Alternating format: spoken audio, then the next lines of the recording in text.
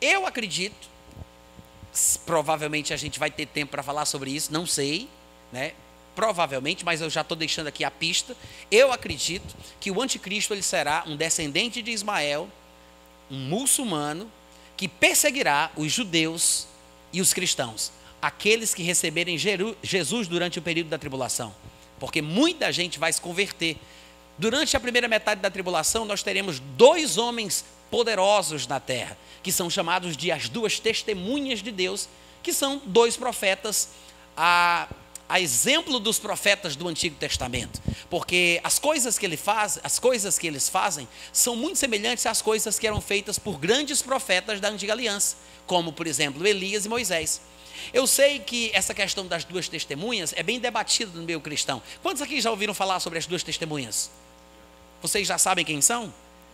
Vocês já se candidataram? Quem são as 2 testemunhas? Bom, a gente não sabe exatamente quem são, mas por causa de textos proféticos, por causa de textos bíblicos, nós temos uma grande possibilidade de acreditar que sejam Moisés e Elias. Existe uma outra linha que diz que pode ser Enoque e Elias. Por que as pessoas pensam que deve ser Enoque? Porque, afinal de contas, as pessoas dizem, Enoque não morreu, e ele tem que morrer, porque está escrito em Hebreus capítulo 9, versículo 27, aos homens está ordenado morrer, não é? Só que as pessoas não citam o versículo completo. O versículo diz, aos homens está ordenado morrer uma só vez. Se é para seguir o versículo à risca, por que Jesus ressuscitou Lázaro? Porque ele morreu uma, morreu 2. Por que ele ressuscitou o filho da viúva de Naim? Porque ele morreu uma, morreu 2. A filha de Jairo morreu uma, morreu 2. E aqueles santos contemporâneos de Cristo, que na sua ressurreição também saíram dos túmulos e voltaram para dentro da cidade, tinham morrido uma e agora vão ter que morrer 2. Se é para seguir Hebreus capítulo 9, versículo 27 à risca, então é para morrer uma só vez. Não é só dizer é para morrer, não. É para morrer uma vez só. Amém, gente? Além do mais, se durante o arrebatamento, na época que Cristo vier buscar a sua igreja, que é o arrebatamento, os que estiverem vivos serão trasladados e transformados, eu me pergunto, será que não aconteceu exatamente uma coisa semelhante a Enoque? Talvez sim, talvez não. Alguém poderia dizer, mas ele já teria um corpo glorificado? Isso aí eu não sei. Mas, isso é apenas especulação, tá? São conjecturas, não tem problema nenhum. Estou apenas compartilhando com vocês aquilo que eu penso. Não é nem aquilo que eu acho, é o que eu penso. Se você não quiser, tampa os ouvidos, vai ficar só para quem quer ouvir. Mas pode ser que Enoque tenha sido trasladado tipo Filipe. Filipe estava pregando para um eunuco e ele foi trasladado de um lugar para outro. Ou seja, o corpo dele, se é que aconteceu isso, sei lá, se desintegrou e se reintegrou em outro lugar. Ele foi teleportado, ele saiu de um canto e foi para outro. Mas ele não se transformou como acontecerá no arrebatamento. No arrebatamento da igreja, não somente seremos arrebatados às nuvens para nos encontrarmos com o Senhor nos ares, mas também teremos um corpo transformado. Ele será semelhante ao corpo da glória de Jesus Cristo. No caso da trasladação de Filipe, não foi isso que aconteceu. Ele apenas, e me desculpem pelo apenas, foi tirado de um lugar de forma extraordinária e levado para outro.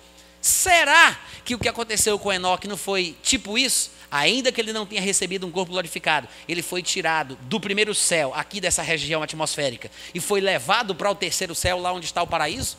Afinal de contas, quem nos garante que no paraíso não é possível respirar? A gente não sabe. O próprio Paulo, ele disse, olha, eu sei que eu fui ao terceiro céu no paraíso, mas eu não sei se eu estava no corpo ou fora do corpo. Ou seja, se Paulo tem dúvida, então ele não sabe se é possível respirar lá no terceiro céu ou não. Gente, estou pregando muito bem hoje à noite, vocês deviam dizer uns amém, uns aleluia. Agora vocês vão me perguntar, Natan, e por que Moisés? Simples, pela importância de Moisés para o povo judeu. E o período da tribulação é um período, segundo a linha escatológica que eu defendo, vai ser o período em que Deus vai tratar especificamente, novamente, com o povo de Israel. É o dia do Senhor, em que Deus vai exercer vingança contra este povo. E eles vão sofrer, e talvez por causa do sofrimento, eles se arrependerão da tolice de ter rejeitado a Cristo e confessarão a Ele como o Senhor das suas vidas. Neste período, 2 profetas estarão testemunhando em Jerusalém. De fato, a Bíblia fala lá em Apocalipse capítulo 11, versículo 8, que eles vão ser mortos em Jerusalém. Mas essas 2 testemunhas têm que ter uma representatividade para com os judeus. Só pode ser Moisés e Elias. Enoque, quando ele foi trasladado, sequer o povo judeu existia, porque Enoque foi trasladado antes de nascer Abraão, de quem descendeu o povo judeu. Então, qual representatividade teria Enoque para os judeus? Mas Moisés, que é o fundador da lei, sim. E Elias, o grande dos profetas, também. Aí você vai me dizer, mas Moisés não morreu? Ele vai morrer de novo? Para mim, isso não seria problema, morrer 2 vezes. Mas, será que ele morreu mesmo? Porque eu sei que está escrito lá nas Escrituras, Deus dizendo a Josué, Moisés, meu servo, é morto, dispõe-te e atravessa o Jordão, né? Mas morto em que sentido? Porque a Bíblia diz que Deus foi quem o sepultou. Irmãos, tem um mistério aí nesse negócio, porque como é que Deus sepulta alguém? O que significa Deus sepultar? Deus cavou um buraco igual um cachorro e jogou Moisés dentro para ninguém ver? Como é que Deus sepultou Moisés? Além do mais, se é que ele morreu no sentido que a gente pensa, por que teve uma luta entre Miguel e Satanás pelo corpo de Moisés?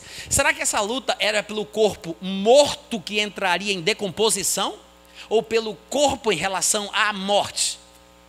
Não faz sentido lutar por um corpo morto em decomposição. Tá bom, mas se ele morreu, me explica por que Jesus estava conversando com ele no Monte da Transfiguração, se é proibido falar com os mortos.